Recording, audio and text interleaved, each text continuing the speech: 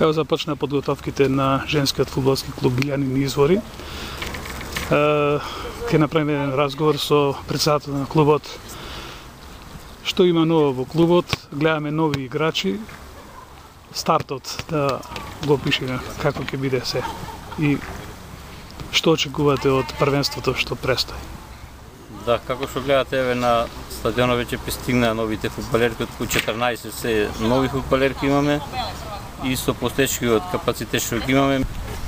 Со овие 14 појачања сите се од фудбалскиот клуб Наше такси од Скопје, кои престана се такмичи во оваа сезона и сите фудбалерки пристапија кон нашиот клуб.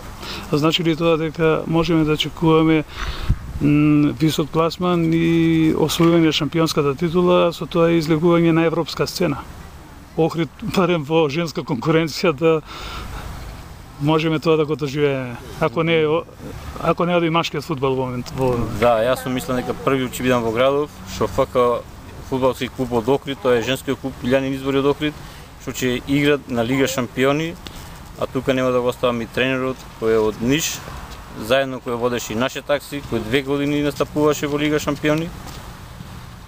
И ова година се надевам дека ние ќе играме во Лига шампиони и така прв клуб во градов ќе биде што ќе игра во Лига на шампиони, во женска конкуренција. За жал, али во машкиот гледаме фудбалот каков е, мислам дека во женскиот да успееме. Да, подготовките започнаа. Кога стартува? Дали има веќе распоред за тоа кога ќе стартува новото првенство?